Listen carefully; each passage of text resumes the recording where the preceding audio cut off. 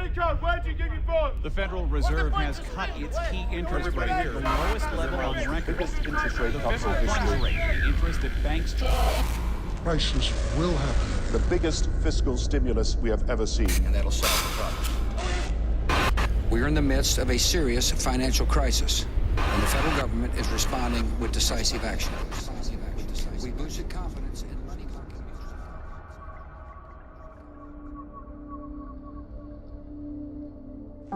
Have you taken a large home loan? Or did you put your savings in stocks, mutual funds, or bonds? If not, then you can relax. But all of us who did are living on borrowed time. This is the story of the greatest financial crisis of our time, the one that is on its way.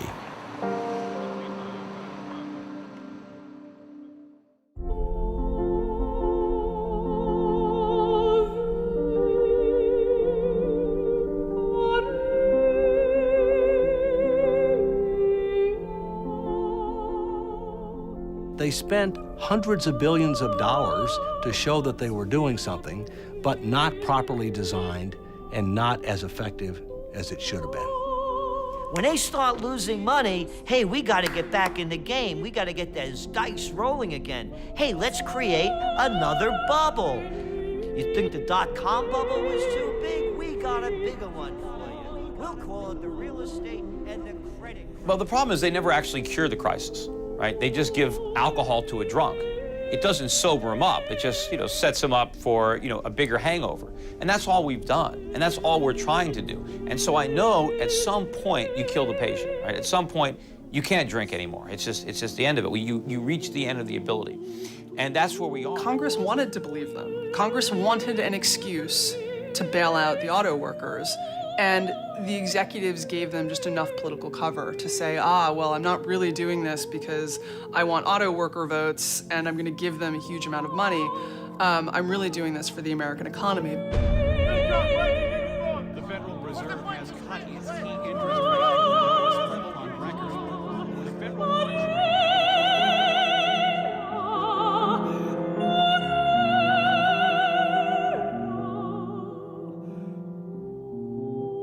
So the solution is the problem. That's why we had a problem in the first place.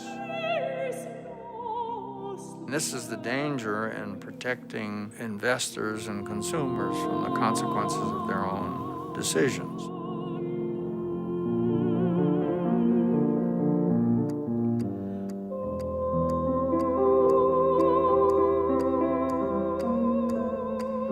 We can do it, but we need to do it soon, because the clock is ticking and time is not working in our favor.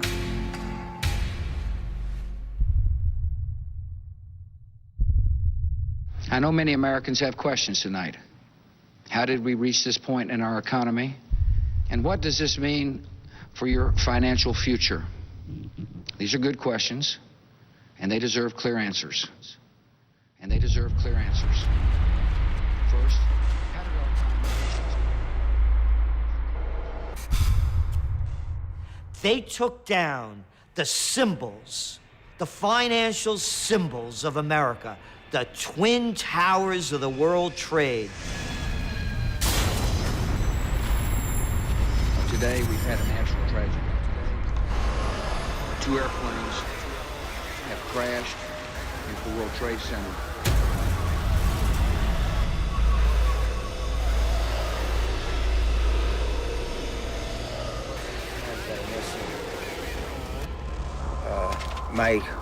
My old company, my old company where I used to work, the whole company's missing. The story of the great financial crisis begins just like many of the stories of our era, in the United States on September 11th, 2001. The terrorists knew exactly what they were doing, striking at the ultimate symbol of the global economy. And they did it when the US was already slumping into a recession after the dot-com bubble had burst. Despite the tragic events of September the 11th, the foundations of our free society remain sound, and I am confident that we will recover and prosper as we have in the past.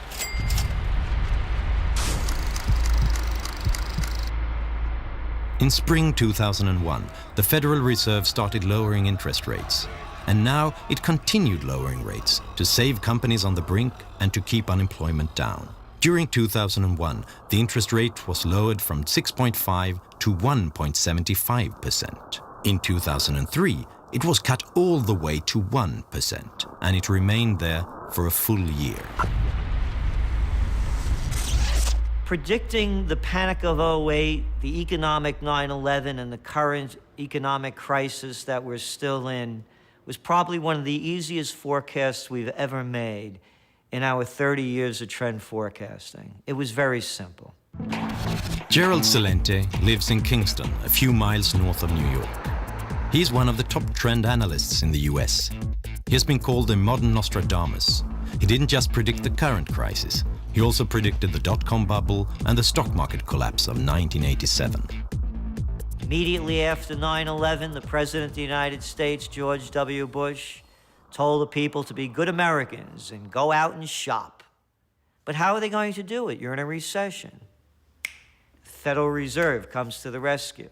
In his memoir, Federal Reserve Chairman Alan Greenspan writes that he knew that low interest rates might cause a bubble. It's party time! Traditionally, central banks remove the punch bowl once the party starts. The interest rate can't remain low for too long, or people will do things they'll regret later. This is one party that just has to turn out right. Well, the purpose of a party is to have fun together. And a successful party needs planning and skill. Greenspan argued that the Fed should never remove the punch bowl, but rather keep refilling it when the party started to peter out. And if things went bad, the Fed would clean up the mess and tend to the hangover. Banks and speculators loved it. Now they could take greater risks than ever before. If they were successful, they could keep the profits. And if they were unlucky, Greenspan would rescue them. Mom was that way. Let me come home crying over something and she'd give me candy every time. When you see the stock market come down and the real estate bubble burst, all that phony wealth is going to evaporate. And all that's going to be left is all the debt that we accumulated to foreigners. Peter Schiff is another analyst who was roundly mocked when he predicted a crisis for the US economy in the midst of the boom. We went on an unprecedented global spending binge. American citizens borrowed and spent trillions of dollars to buy stuff. And that is why we're in so much trouble. It was because we got drunk on all that Fed alcohol. Fed alcohol. Fed alcohol. In a world that was suddenly uncertain, with the country under attack, nothing felt safer than investing in your own home, in the American dream. I do believe in the American dream. I believe there is such a thing as the American dream. Owning a home is a part of that dream. It just is. Right here in America, if you own your own home, you're realizing the American dream. Vernon Smith was awarded the Nobel Prize in Economics in 2002. He received it for his research in experimental economics. In his experiments, he puts economic theories to the test. Smith is an expert on bubbles. If you can buy a home with almost nothing down, then you do well if the prices continue to go up. If it goes down, well, then you have an incentive to walk away from it and let the bank have it. Low interest rates caused a housing bubble. Cheap loans encouraged people to buy more and bigger homes. Housing prices began to rise by 10% a year. So many took out a second mortgage on their old house to fund consumption. You want to go on that vacation? Buy some new clothes? How about put an addition on your house? You don't have the money? How about a home equity loan? That's for you. Let's use your house as a piggy bank. The banks granted loans to almost anyone. Why would you need a decent income to buy a home if you can get rich just living in it? The market even coined the term Nina loans. No income, no assets, no problem. You'll get a loan anyway. The legislation was more aggressively pushing lenders to lend to people of modest means, people whose incomes were 80% of the median income or below. Politicians encouraged this. For a long time, both the left and the right have been encouraging home ownership. So they've created deductions, subsidies, and insurances. And they created two huge mortgage financing companies, Fannie Mae and Freddie Mac. Their job was to use thousands of billions of dollars to insure loans for people who couldn't get them on the open market. They were government-sponsored enterprises. They had private owners, but they had been created by Congress, and their transactions were guaranteed by the government. So particularly Fannie Mae and Freddie Mac are government-sponsored enterprises, and what it means is they're private, not now maybe, but they're private companies that have special charters from the government. And the thing about government-sponsored enterprises, which is the main thing people are talking about, is a sense that they're guaranteed by the government. First of all, government-sponsored corporations that help create our mortgage system. I introduced two of the leaders here today. They call those people Fannie Mae and Freddie Mac, as well as the federal home loan banks, will increase their commitment to minority markets by more than $440 billion. In the last decade, Fannie Mae and Freddie Mac have donated more than $200 million to politicians in Washington. Enterprise-sponsored government. I asked the former Freddie Mac chief economist what they got for their money. I don't know. I mean, that's a tougher question. No, they had a pretty good charter. They were regulated in a spotty way. In many ways, the regulatory structure wasn't that bad, but it was the case that the regulatory structure was a compromise. It wasn't a treasury, it wasn't a housing, really. It was somewhere in between. You know, there was a huge moral hazard courtesy of the government in the mortgage market. When the government, through Fannie and Freddie, started to guarantee mortgages, then the lenders were no longer worried about getting their money back because the government said, we guarantee it. And so that's why I've proposed and urged Congress to fully fund the American Dream Down Payment Fund. This will use money, taxpayers' money, to help a qualified low-income buyer make a down payment. Well, greed has to be balanced with a certain amount of fear, and that's what down payment rules are all about, and amortization rules, is to keep people from carried away by, as you say, the greed of expecting to become rich by buying a home and reselling it at a higher price. And that's important. One of the barriers to home ownership is the inability to make a down payment. And if one of the goals is to increase home ownership, it makes sense to help people pay that down payment. This is the problem, the moral hazard. We gave a moral hazard to home buyers. Once you say that you can buy a home with no down payment, all of a sudden there's no risk to the borrower. He doesn't care if he overpays, because if the house keeps going up, he makes money. If it stops going up, the bank loses the money. You know, we have moral hazards in our banking system. The U.S. government guarantees all bank deposits. Well, what does that mean? That means that depositors don't care what the banks do with their money once they deposit it, because they know the government guarantees it. And the federal government obviously has to play an important role, and we will. We will. I mean, when I lay out a goal, I mean it. Why are they doing that? Why can't we let mortgages be financed in the private sector? The reason is because the private sector would not finance these crazy mortgages, and real estate prices would have to come down to levels that people can actually afford. How can you promote home ownership if people can't afford the home? The big banks dared to make riskier loans because they had started repackaging loans and selling them to others as securities.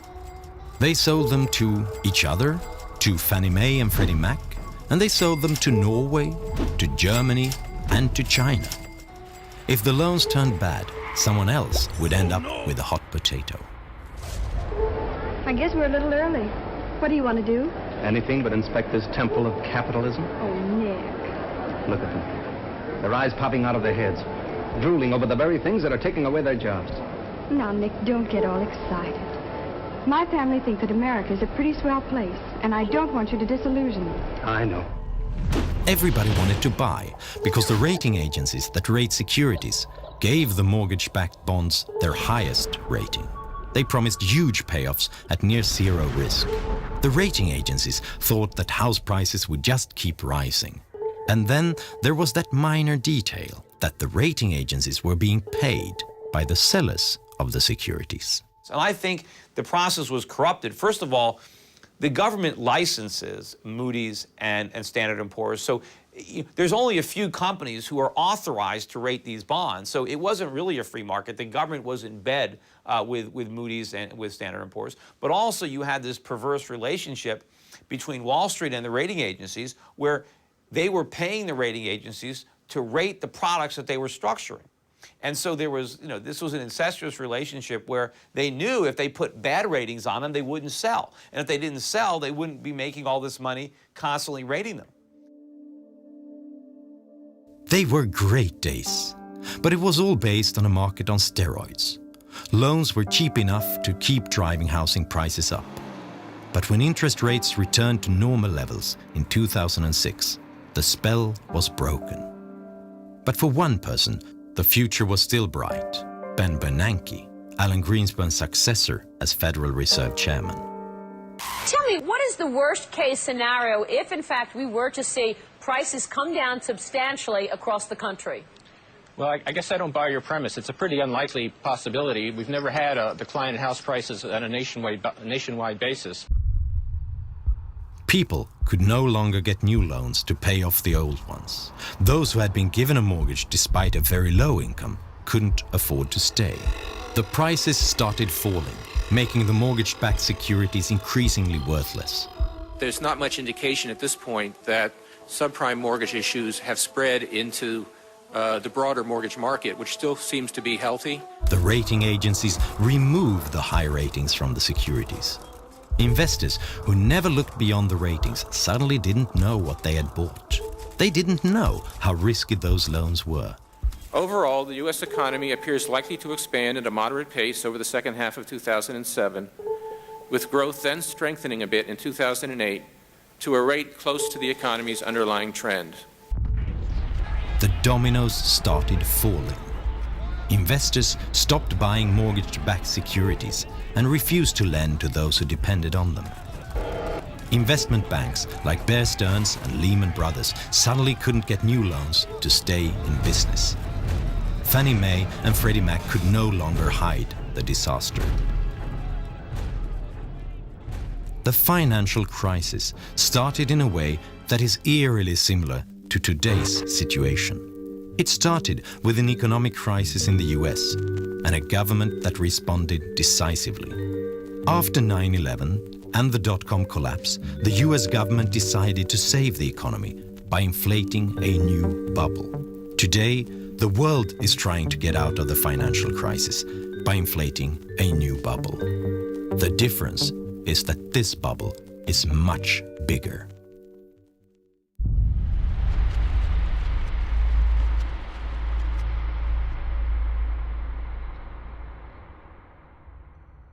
After they did the dot-com bubble, and that burst, and they reinflated it with the real estate and credit crisis bubble, and then when that burst, now they've created the bubble of all bubbles. And it's not only the United States, this is a global bubble. They're all into it. It's called the bailout bubble. Hey, the economy's going down, recession's setting in, sales don't look good, exports soft, need more money?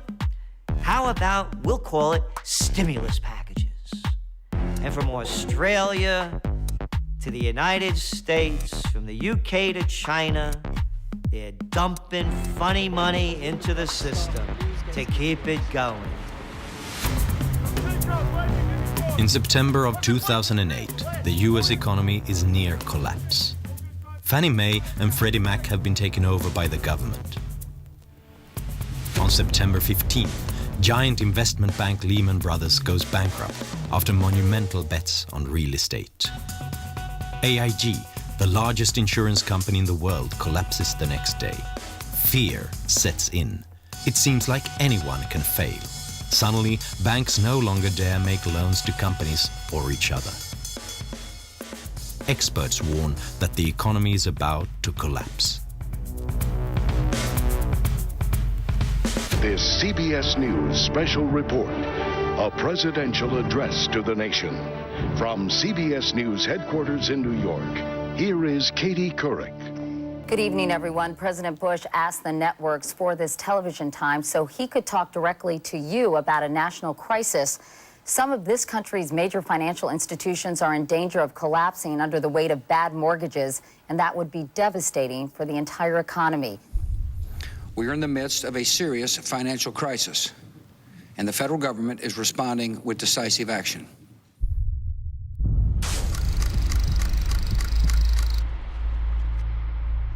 In a televised speech, Bush scares the market even more, while still claiming that they can trust him. He has a solution. Under our proposal, the federal government would put up to $700 billion taxpayer dollars on the line to purchase troubled assets that are clogging the financial system.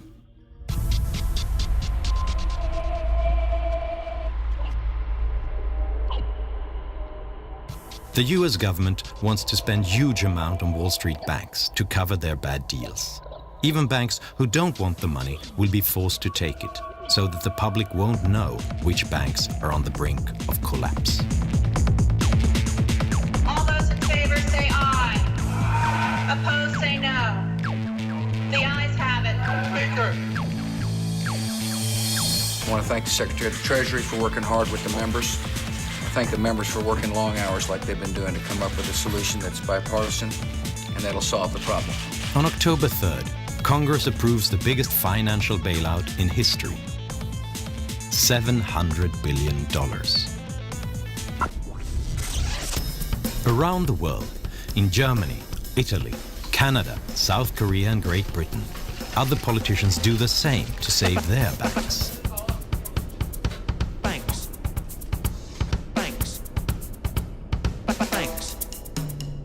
We've taken the right, the decisive and the tough decision that was necessary to protect the stability of the financial system and to protect the depositors.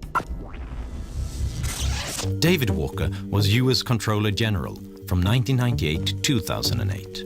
He quit because he was so worried about the US economy that he wanted to have the freedom to warn about what may happen. In my view, the bailout was necessary in certain regards, but in many cases, we wasted a lot of money because we didn't do three things. First, have clearly defined objectives about what we were trying to achieve. Secondly, have criteria established up front as to who would get the money and who wouldn't get the money. And number three, have conditions established up front as to what they could and couldn't do with the money. And as a result of not having those three things, some people got the money that didn't deserve it. Other people got the money that didn't make good use of it. And as a result, we had a lot of waste with regard to taxpayer money. What would it mean if the domestic industry were allowed to fail? You heard Senator Stabenow, so I won't repeat other than to say... As a result of the crisis, the situation for the US auto industry became critical. On November 19th, their CEOs fly to Washington to demand money. The executives came out and they said, if you don't do this, we are going to see a jobs holocaust. They issued extremely high estimates of how many jobs would be lost that included counting every single company that supplies them with anything. That's why this is all about a lot more than just Detroit. It's about saving the U.S. economy from a catastrophic collapse. A month later, President Bush gives billions of dollars to General Motors and Chrysler. The money comes from the bailout package that was really only designed to save the financial industry. Now some U.S. auto executives say that their companies are nearing collapse, and that the only way they can buy time to restructure is with help from the federal government. Megan McArdle is a financial analyst for The Atlantic and has written extensively about the problems of the U.S. auto industry. Congress wanted an excuse to bail out the auto workers, and the executives gave them just enough political cover to say, well, I'm not really doing this because I want auto worker votes and I'm going to give them a huge amount of money. I'm really doing this for the American economy. But if you look at how much money we gave them, I mean, you're talking about almost $100 billion is how much we will end up spending on this. You know, even if you were saving millions of jobs, it would have been cheaper to give every single one of those people $100,000 to go out and, you know, find a new job. The big guys on Wall Street, they can't take their losses. They're crybaby capitalists. Oh, they preach capitalism for everybody but themselves.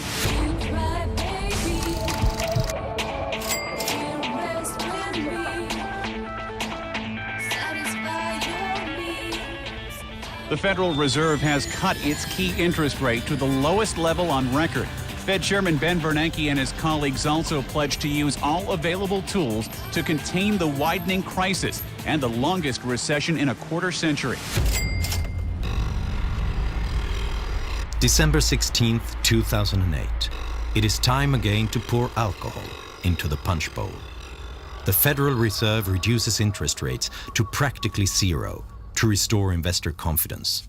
Other central banks do the same. Hey, have no credit? Don't worry about it. Just sign on a dotted line. The housing bubble that they inflated blew up with all the carnage and all the bankruptcies. And now what is their solution? Well, gee, let's do the same thing we did before. Instead of having interest rates at 1%, let's have them at 0. And let's buy everything we can. Let's print money and buy mortgages. Let's buy credit card debt, student loans. Let's buy bonds and let's drop money from helicopters to try to get the same risk-taking, excessive gambling on Wall Street. Let's try to convince Americans who are already loaded up on debt to go out and buy more stuff, to go out and go deeper into debt. And if the banks don't want to lend them money, let's make them lend them money. I mean, this is economic, suicide. While the Fed lowers interest rates, President-elect Barack Obama prepares an enormous stimulus package meant to get the U.S. economy going. We are running out of the traditional ammunition that's used in a recession, which is to lower interest rates. They're getting to be about as low as they can go.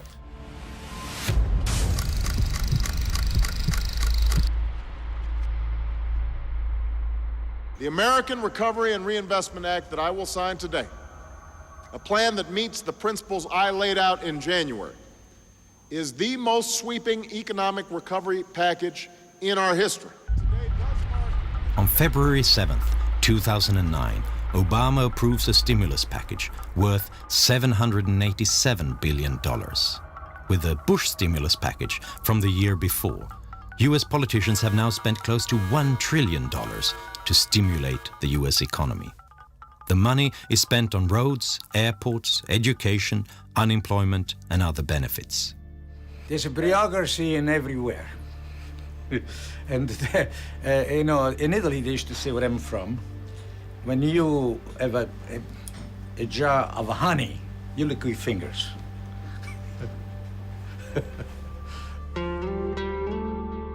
The town of Union is located a few hours from the Canadian border.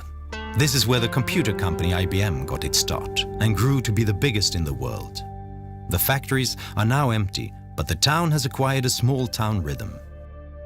So there was surprise when $600,000 from the stimulus package arrived to combat homelessness. On occasion, our police officers may run across someone and they try to, take the person to an area where the individual can get some shelter and get something to eat. But it's not a problem here. This is Rodeo Drive in Beverly Hills, probably the world's most famous upscale shopping district. It was here, for example, that Julia Roberts went shopping in Pretty Woman. Stimulus money has made its way here as well. These streets are to be repaved to the tune of $1 million. Sure, there are potholes in the asphalt, but is this really the economy that needs to be stimulated? We had a $787 billion stimulus bill, but only about 1/3 of it was truly stimulus. By that I mean timely, targeted, and temporary. The other 2/3 were things that people wanted to do, had been wanting to do for a long time, but they didn't want to have to pay for it. They wanted to do it as part of emergency legislation and charge it to the national credit card. The Johnstown, Pennsylvania airport has 3 scheduled flights a day. Other than that, it's quite empty. When you have the flights coming, that's when the people are here. Right. Other than that, it's empty. But one face is everywhere. Congressman John Murtha, the airport's namesake. He's been called the King of Pork and has gotten $200 million for Murtha Airport from Washington. Earlier this year, the airport got a new source of revenue, $800,000 from the stimulus package to repave this backup landing strip. The head of the airport insists that the landing strip is safe. So why does it need doing if it's not a safety issue?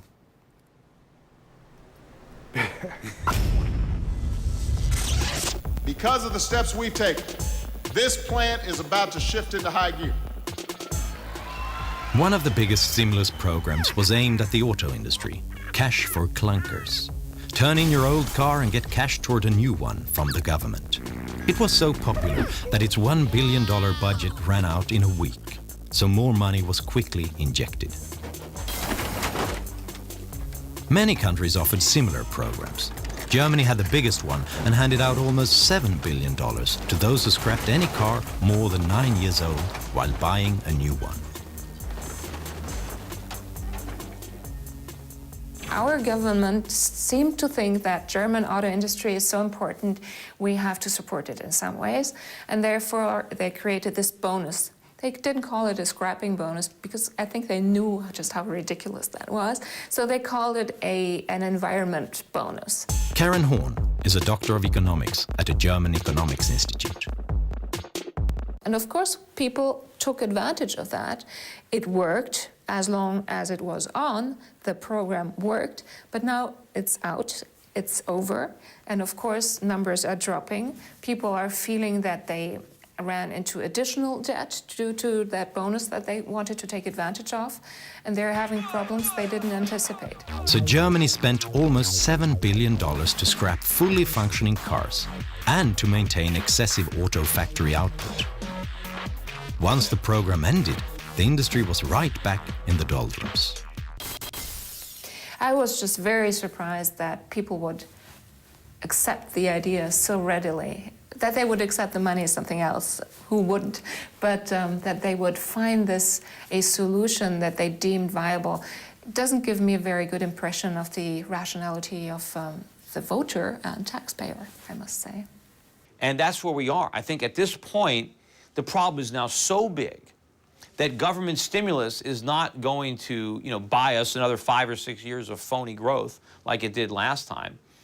Because we have to accumulate so much more debt now. Because the bigger the problem gets, the more we have to stimulate to get that short-term boost. But now the bigger the bust, because now we have a bigger stimulus, to get out of the economy. About a year after the worst economic crisis in modern history, Lehman Brothers is gone.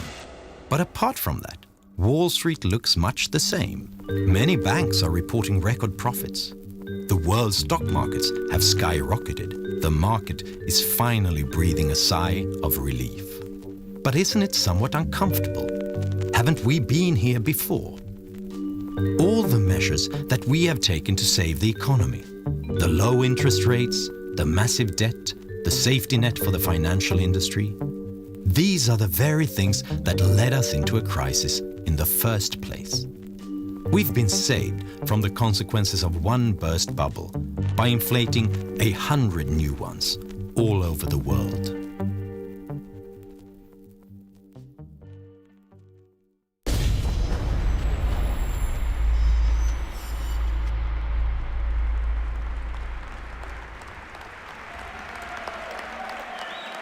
One year ago, I took office amid 2 wars, an economy rocked by a severe recession, a financial system on the verge of collapse, and a government deeply in debt.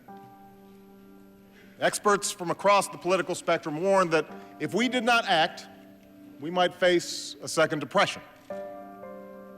So we acted, immediately and aggressively. And 1 year later, the worst of the storm has passed. Viens avec moi à l'hôtel d'amour. L'amour est partout. L'amour est pur et libre. Réaliser tes rêves à l'hôtel d'amour.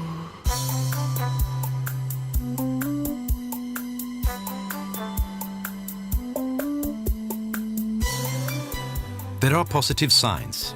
This is the Hamptons outside New York, a classic playground for Manhattan's elite. A house by the Atlantic like this one costs $30 million. And a hot dog bun with lobster salad costs $18. Fast food, Hampton style. The crisis has made its mark here too. There are fewer private jets at the airport. Instead, the Porsches jostle the Mercedes on the turnpike to New York.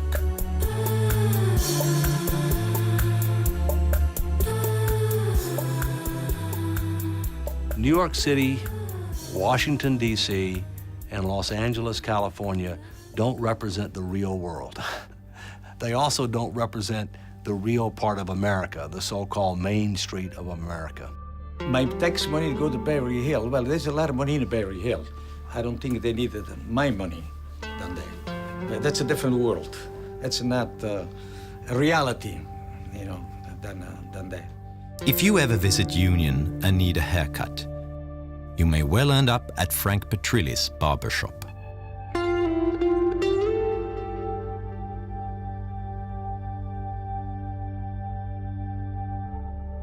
But unfortunately, a lot of people lost their homes because they lost their jobs. And they're not living the life that one time were able to do it. A lot of the young people, especially educated, they try to move, go out of town. But I believe no matter where they go, the situation is the same all over. Where are they going to go, Detroit? Now listen, son. I wasn't going to tell you this, but you're the reason we came here all the way from Indiana. You've heard all the talkers. Now I'm going to show you the doers.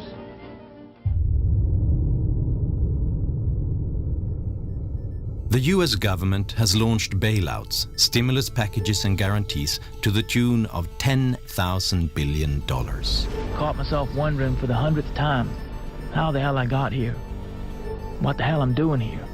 That's more than the total cost to the US government for World War I, World War II, the Korean War, the Vietnam War, the invasion of Iraq, the New Deal, the Marshall Plan, and the moon landing.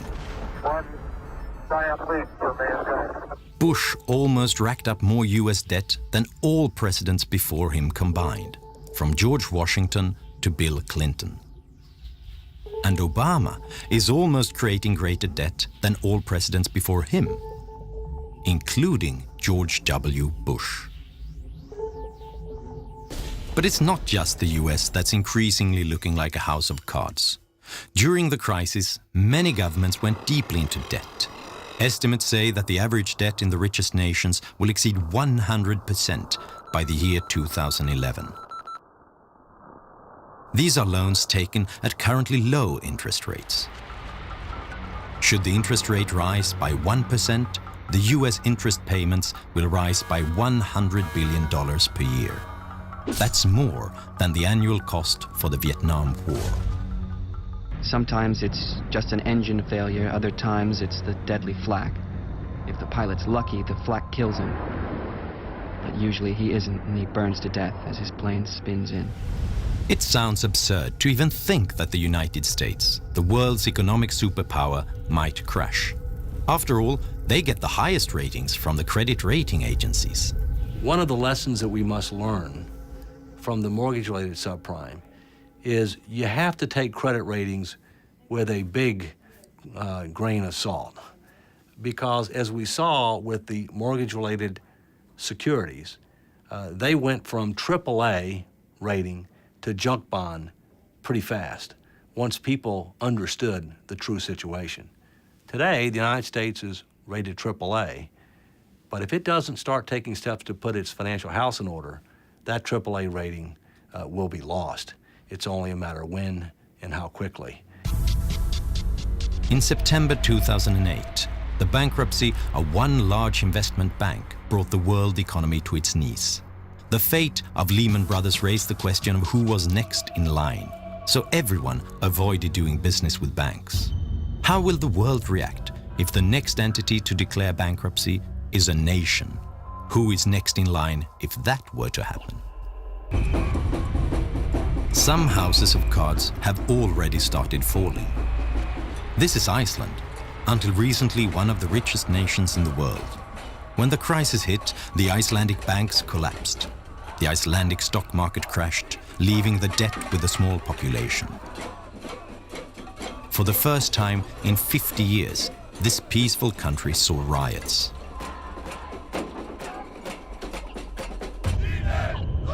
This is Greece. Here, deficits have hit a record high. The national debt is approaching 135% of GDP.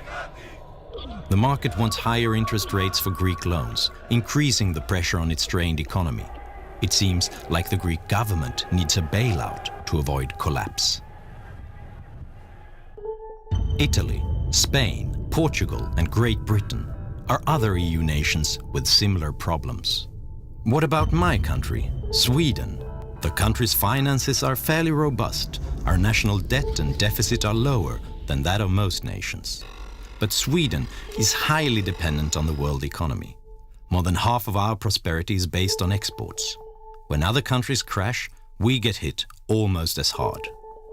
And Swedish housing prices have risen during the crisis, despite the recession and despite rising unemployment.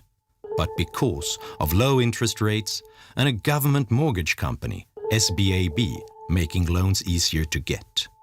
Swedes have never carried more debt in relation to their income. Doesn't all of this sound very familiar? We have new bubbles everywhere, so I am pretty worried about what's going to happen. If you don't want bubbles to burst, then don't blow them up in the first place, because all bubbles burst. If enough things can go wrong, some of them probably will. The question is just which needle will burst this bubble? Will it be new credit losses as banks take on greater risks, knowing that the government considers them too big to fail?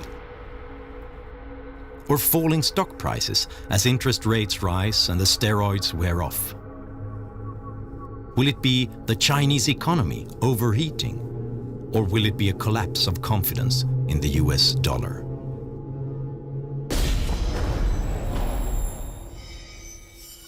If we lose the confidence of our foreign lenders, and we must not allow that to happen, but if that were to happen, then there would be a dramatic decline in the dollar, a dramatic increase in interest rates, significant fueling of inflation, a very, very deep recession and possibly depression that would be felt around the world. We must not allow that to happen. When the next bubble bursts, you cannot use the same emergency measures. You can't lower interest rates that are already at rock bottom. You can't stimulate the economy with borrowed money if an excessive national debt is the cause of the crisis.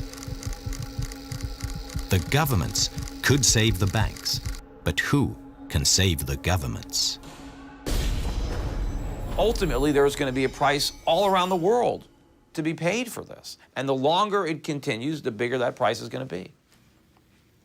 You know, this really is a moral question. I mean, I can give you plenty of big and bad numbers.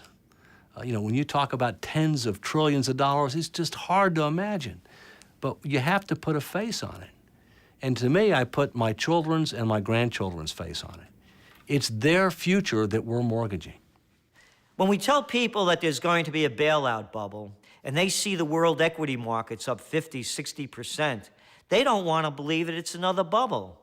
They want to step right up back to that table and throw their dice and try to win their hand at the wheel of fortune that Wall Street's spinning.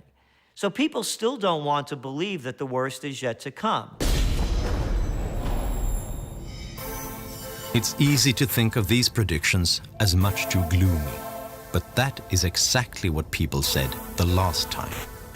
When these experts predicted the 2008 financial crisis, they were laughed at in the media. Through the floor. You guys are deluding yourselves.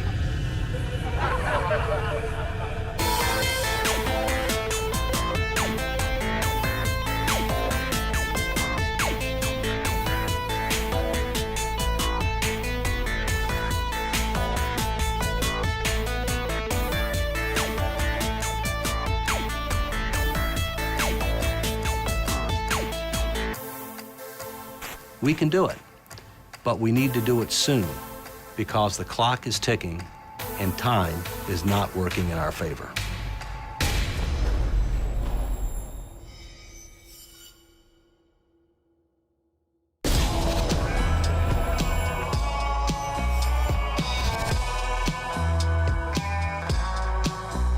Some of the townsfolk said he was dumb as dirt, but it didn't bother him none. He had a steely look in his eyes that told a different story. He didn't pay no mind. He was a pioneer through and through, and his mind was as wide open as that prairie he'd left behind. His only weaknesses were women and firewater.